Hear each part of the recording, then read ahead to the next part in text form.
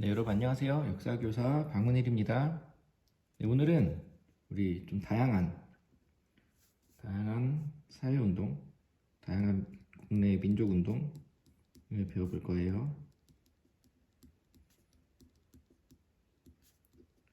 교과서에는 이제 사회운동이라고 되어 있으니까 네, 같은 말이에요. 국내에서 이루어진 거죠. 우리 저번 시간에 배웠던 거 이어서 가면 될 것 같아요. 저번 시간에 각헌 선생님으로부터 우리 허니쌤이 신간에까지 설명을 잘 해주셨잖아요. 거기 간단히 정리하고 넘어가면서 그 1920년대에 신간에까지 가는 그 사이에도 중간중간에 계속 다양한 운동들이 있었거든요.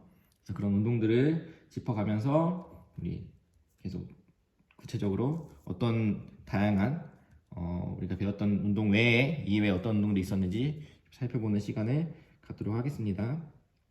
처음에 우리 독립운동, 국내 독립운동은 둘로 나눠서 우리가 처음에 정리했던 것 같아요. 그래서 처음에 우리 민족주의자들, 그렇죠? 그리고 우리 사회주의 계열이 있었어요. 우리 사회주의 계열은 잘 배우진 않았죠. 네, 이렇게 있었고요. 이 민족주의 계열이 했던 대표적인 운동 두 가지가 있었는데 물산 장려운동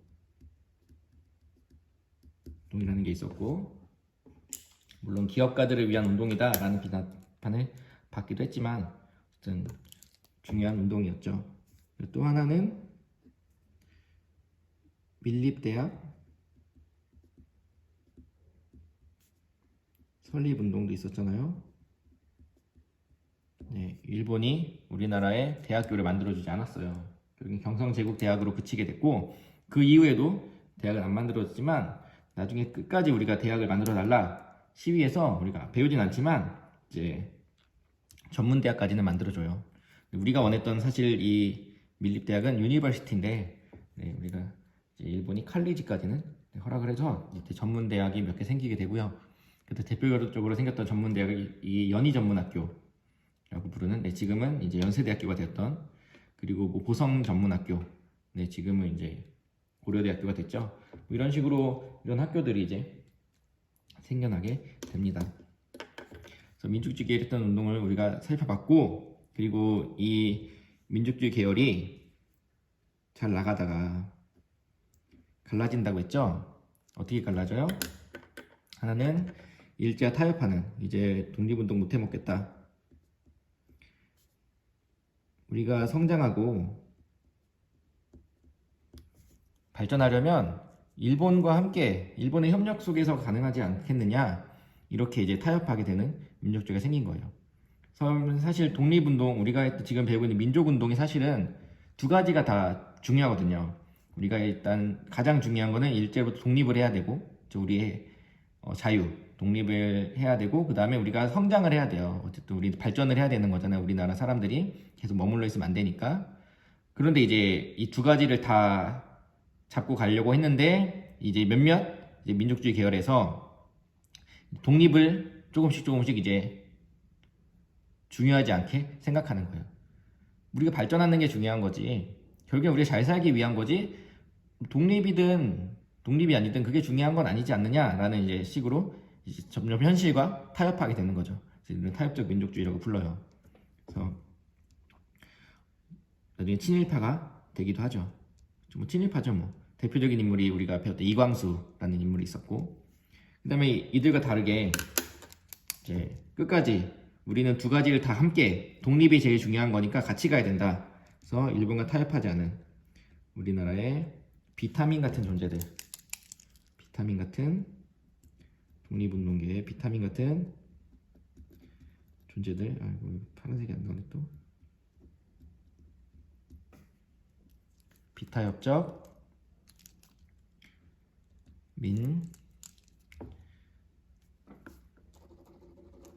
비타협적 민족주의, 이런 계열이 이제 있었던 거예요. 잘 보이나? 이렇게 해서 두 개의 세력으로 나눠지게 된 거죠. 그리고 사회주의 계열과 비타민의 손을 합쳐서 이제 신간회가 결성되었다라는 얘기를 했던 것 같아요. 그리고 근데 우리가 계속 사회주의 계열, 뭐 민족주의 계열 이런 이름들은 계속 듣고 있는데 실제로 이때 활약했던 인물들, 단체들 사실 많지만 우리가 많이 배우진 않거든요. 대표적으로 몇몇 단체들이랑 이름 정도만 여러분들이 알고 가면 좋지 않을까 싶어서 제가 말씀을 드리면, 그때 민족주의 계열의 대표적인 인물은 조만식, 이상재 이런 분들이 계세요. 조만식 선생님, 이상재 선생님, 그리고 뭐 다들 훌륭하신 분들이신데, 네, 이런 분들이 계셨고, 그 다음에 조선물산 장려회라는 단체가 굉장히 중요한 단체였어요. 네, 어쨌든 민족주의 계열에서 만들었던 단체. 그리고 이때 민족주의 계열은 대부분 기독교 계통의 인사들이 많았거든요. 인물들이 많았거든요. 그래서 이제 기독교 단체에서도 많이 활동을 했고, 그래서 YMCA라는 단체가 굉장히 또 이 민족주의 계열의 큰 역할을 한 단체들이 있습니다. 아무튼 이런 단체들이 이제 민족주의 계열로 불리게 되고요. 사회주의 계열 우리가 잘 안 봤지만, 사회주의 계열에는 조선공산당 이런 단체가 있어요. 조선공산당. 그리고 조선공산당 안에도 여러 가지 뭐 단체들이 많이 있는데, 뭐 청년들 단체도 있고, 노동자 단체도 있고, 그다음에 농민들 단체도 있고, 여성 단체도 있고, 굉장히 많은 단체들이 있습니다. 네, 나중에 이 조선공산당이 또 이제 그 안에 또 정우회라는 단체도 또 있었고, 이런 단체들이 이제 사회주의 계열에서 농민들을 위한 운동, 노동자들을 위한 운동, 약자들을 위한 운동, 이런 사람들을 위해서 사회주의 계열은 이제 활발하게 운동을 합니다. 근데 우리가 사회주의 계열이 했던 운동들을 건너뛰고 넘어갈 거예요. 그리고 이제 이렇게 하는 가운데 이제 독립운동을 열심히 하고 있는데 계속 상황이 어려워졌죠. 특히 사회주의 계열 어떤 것 때문에 어려워졌냐면, 일본이 자꾸 사회주의 계열의 단체들이 늘어나니까 치안유지법을 발표했잖아요. 그러면서 이제 치안유지법으로 이제 사회주의 계열들이 큰 타격을 입게 됩니다. 그래서 이제 어려움을 겪고 있는 상황에서 어떤 일이 발생하냐면, 이제 이게 오늘부터 배울 내용인데,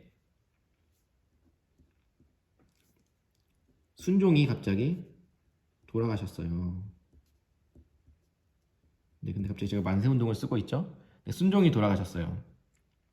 순종이 돌아가셨는데, 이 순종의 장례일날, 우리가 기억을 더듬어 보면, 장례일날 순종의 아빠였던 고종의 장례일날 일어났던 사건이 뭐였죠? 3.1운동이었죠. 그런 것처럼 순종의 장례일날 이제 만세운동을 하려고 우리 독립운동가들이 계획을 했던 거예요. 근데 뭐 장례일, 그다음에 국장일, 인산일 다 같은 말입니다. 그래서 이때 이제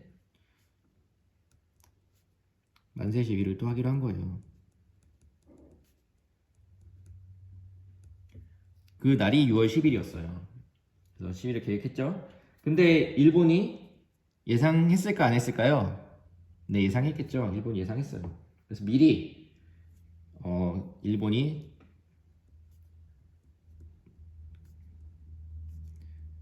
찾아내서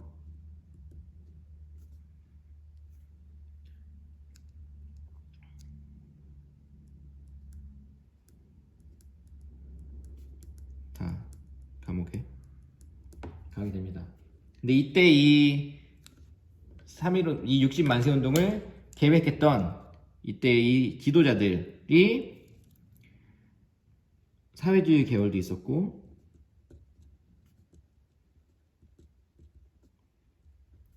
네, 민족주의 계열도, 비타민들도 있었던 거예요. 함께 이 운동을 준비했던 거예요. 근데 이제 잡혀가게 된 거죠. 근데 어쨌든 이 운동은 지도자는 잡혀갔지만 이제 이 일제의 감시를 뚫은 학생들이, 네, 우리 학생들 용감하잖아요. 여러분 용감합니다. 여러분 할 수 있어요. 학생들이 이제 중심이 돼서 만세를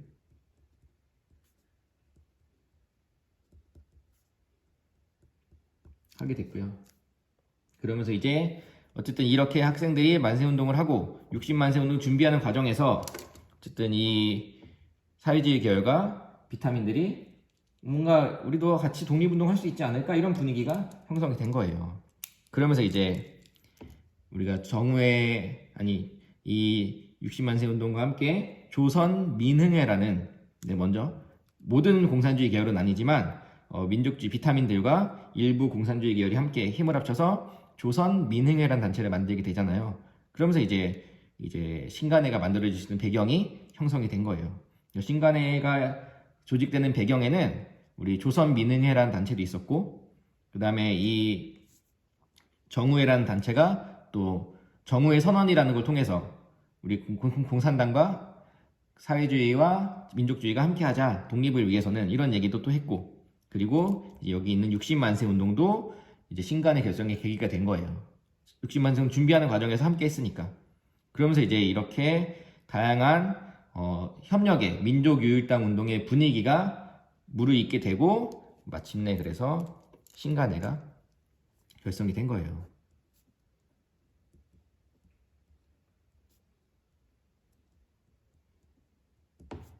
그래서 60만세 운동은 1926년이에요. 신간회는 27년이죠. 그러니까 이때 분위기가 만들어지게 된 거예요. 그리고 치안유지법은 25년이었어요. 그러니까 이게 흐름이 가는 거죠.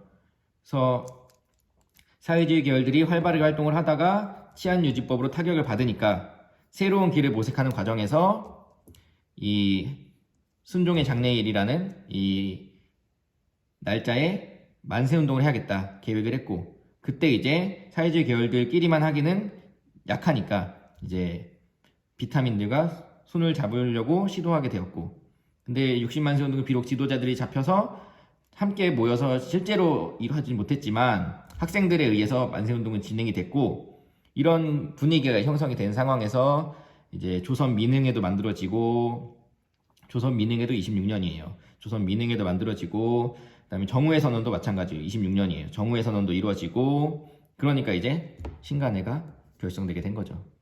그러니까 신간회는 사회주의 계열과 비타민들이 같이 모여 있으니까 일제 역사상, 일제시대 강점기 그 동안에 가장 큰 독립운동 단체가 될 수 있었던 거예요.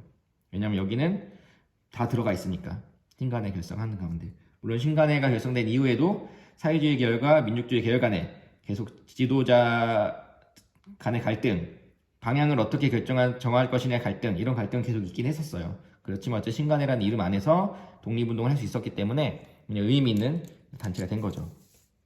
그 신간회 결성된 이후에 신간회 열심히 활동하는 그 가운데 광주에서 또 어떤 일이 있었냐면요, 학생들이 또 중심이 되어서 항일운동이 또 있게 됩니다.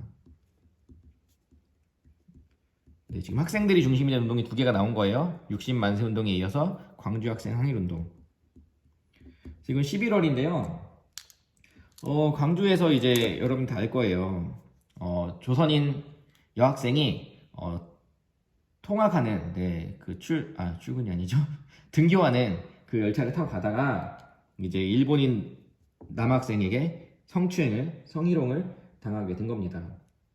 그래서 조선인 여학생이 일본인 남학생에게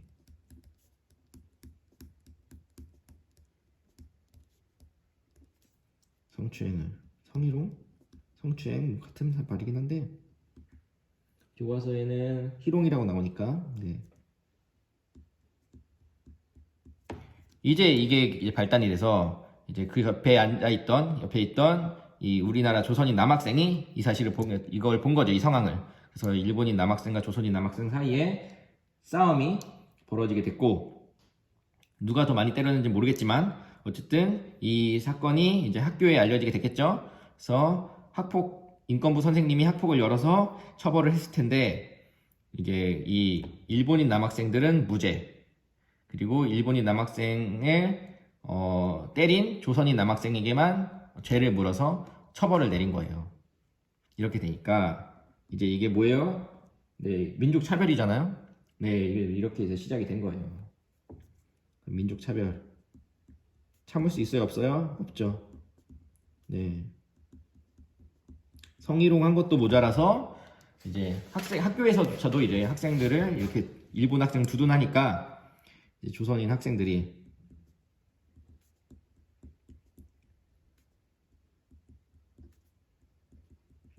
여기는 그냥 시위라고 적지만 네 단체로 학교 가겠어요? 안 가겠어요? 이제 학교 안 가 우리 학교 안 가 단체로 등교 거부. 그다음에 우리 같이 시위하자. 같이 경문 뿌리고 같이 3.1운동처럼 독립 만세 외치고 네, 이렇게 해서 이 광주에서 시작한 학생들의 시위가 전국적으로 확산이 됩니다. 이 확산이 될 때 주도적으로 뒤에서 이제 같이 활동했던 단체가 신간회였던 거예요. 왜냐면 이때 이 조선의 학생들을 지도했던 학생들의 지도 회장, 부회장 같은 그런 학생들이 있었을 거 아니에요? 그 학생들이 어떤 아이들이었냐면 그 학생들이 독서회라는 단체였어. 독서회. 이거 동아리거든요.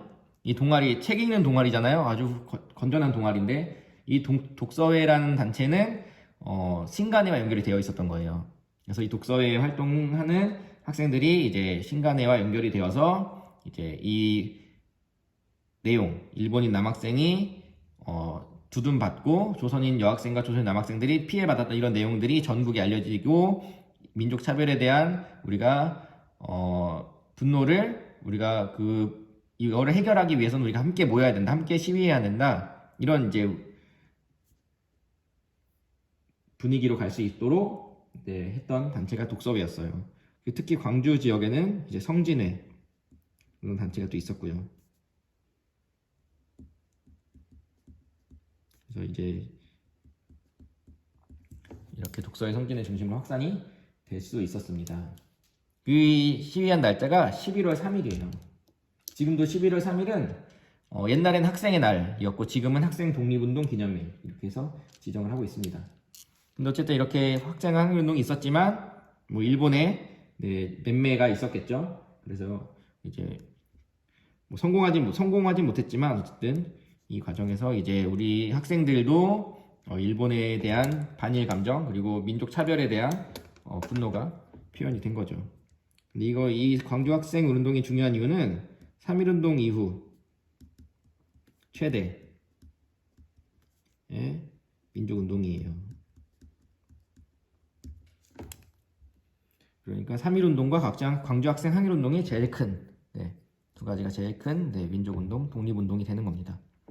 이렇게 해서 보시면 되고, 그런데 우리가 저번에 신간회를 봤겠지만 이 광주 학생 항일운동을 계기로 신간회 간부들이 체포가 되면서 이제 신간회가 해소되는 그런 또 결과가 이어지게 되는 거죠. 광주 학생 항일운동이었고요. 이렇게 해서 이제 전체적으로 여러분들이 이 20년대 민족운동을 좀 이렇게 이해하시면 좋을 것 같고요. 그 다음에 또 이 사이사이에 이제 중요한 것들이 있어요. 신간회 우리가 결성했다고 얘기했잖아요. 근데 신간회가 결성될 때 이 20년대에는 여성들의 지위가 조금씩 향상되고 있었던 시기가 또 20년대예요. 이제 일제강점기 직전에 여성들도 교육을 받게 됩니다. 우리가 이화학당 배웠죠? 그래서 이런 이화학당을 비롯해서 또 여학생들이 의료에도 진출하게 되고 박마리아라든 그런 의사도 생기고 그러면서 점점 여성들의 진짜 지위가 상승하게 되고 그래서 이제 어쨌든 그런 와중에서 여성들의 사회 진출이 점점 이제 활발해지면서 물론 엄청 활발하진 않았어요. 엄청 적은 수였지만 어쨌든 조금씩 등장하면서 여성들도 단체가 생기게 된 거예요. 마찬가지로 민족주의 계열 단체, 사회주의 계열 단체가 여성들도 생기게 된 겁니다. 근데 지금 신간회가 만들어졌잖아요. 지금 남자들이 민족유일당 운동으로 뭉쳤잖아요. 이제 여성들도 이제 우리도 민족유일당 운동으로 뭉치자. 근의회가 신간회의 자매단체 격인 근의회가 결성되게 된 거예요. 그래서 이때 대표적인 민족주의 계열 단체가 조선 여자 교육회 이런 단체가 있었대요. 비타민 계열에. 그리고 사회주의 계열에도 이런 비슷한 단체가 있었는데 조선 여성 동우회 이런데 계열이 모여서 이제 근우회라는 단체를 만들게 됩니다. 그래서 근우회에서 이제 활동을 했고 뭐 잡지도 발간하고 잡지 이름이 근우예요. 네. 신간회와 마찬가지로 이제 함께 이제 민족유일당 운동의 일환으로 만들어진 단체고요. 여기도 여성들의 지위 향상을 위해서, 여성들의 교육을 위해서 많이 노력을 한 단체가 이제 근우회라는 거 같이 알아두시면 될 것 같아요.